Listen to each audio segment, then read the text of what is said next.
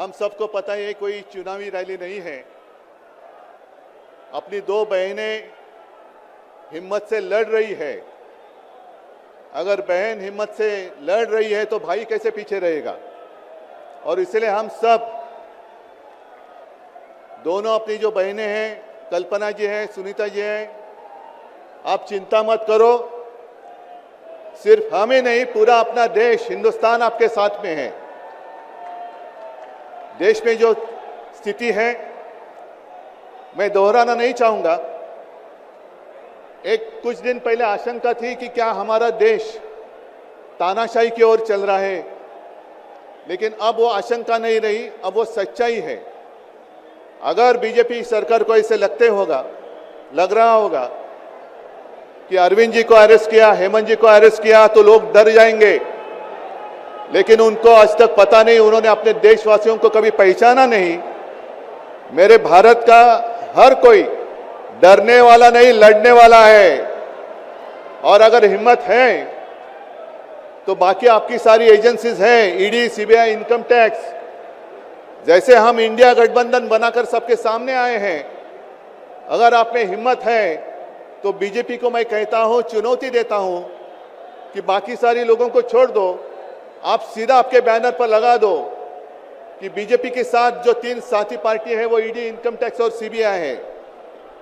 लेकिन अब समय आया है, कितने दिन तक हम उनकी आलोचना करते रहेंगे।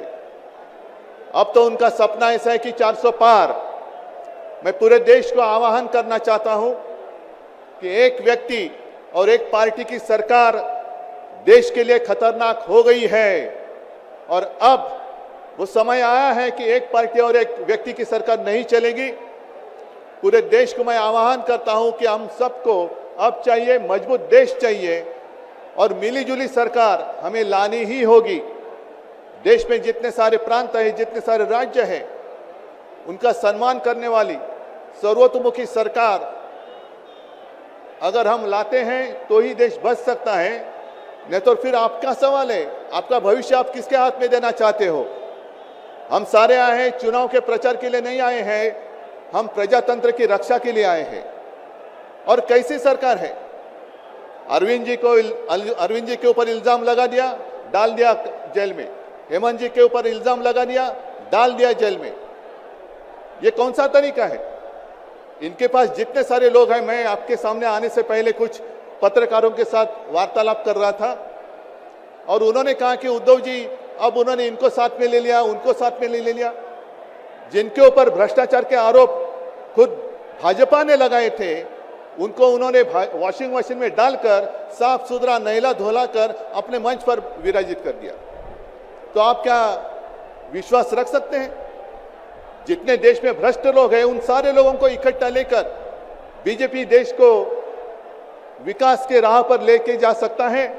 भ्रष्ट लोग देश का विकास कर सकते हैं। तो ये सारी उनकी जो बातें हैं, आज जो अपनी रैली है, किसी ने कहा कि बीजेपी ने इस रैली को ठगों का मेला कहा है। क्या आप सारे लोग ठग हैं। मेरे देश के वासी, मेरे देश प्रेमी लोग क्या ठग हैं। ये तो भ्रष्ट लोग हैं, भ्रष्टाचारी लोग हैं जो भाजपा में हैं, जुमलेबाज लोग हैं। और मैं ये भी जानता हूं, मुझे याद है कि कुछ दिन पहले उत्तर भारत के सारे किसान दिल्ली आना चाहते थे, नहीं आने दिया।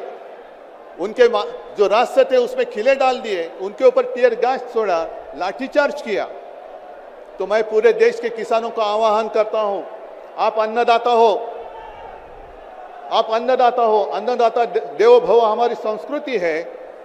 जो सरकार किसानों को आतंकवादी मानती है और जो सरकार किसानों को दिल्ली आने से रोकती है, तो अब समय है कि पूरे देश के किसानों को आतंकवादी समझने वाली भाजपा सरकार को दिल्ली आने से रोकना होगा। जैसे आपकी राह, उन्होंने आपके रास्ते दिल्ली आने से रोकी थी, वैसे अब किसानों ने बीजेपी को दिल्ली आने से रोकना ही होगा। और एक नारा जो मैंने मुंबई में दिया था, वो जो कहते हैं कि आपकी बार 400 पार, मैं आपको आह्वान करता हूं कि जहां से आप आए हुए हैं, आप जाओ, अपने घर पे जाओ, जहां भी जाएंगे, गांव में जाओ, लेकिन एक नारा आपको देना होगा तानाशाही के खिलाफ। अब की बार भाजपा तड़ी पर। अब की बार भाजपा तड़ीपार और ऐसे तानाशाही करने वाली सरकार अब हम दिल्ली आने नहीं देंगे। यही शपथ लेकर आगे हमें जाना होगा। और फिर से एक बार सुनीता जी, कल्पना जी, आप चिंता मत करो, पूरा देश आपके साथ है। आप लड़ाई जीतेगी और हम सब लड़ाई जीतेंगे, प्रजातंत्र जीतेगा। जय हिंद, जय महाराष्ट्र।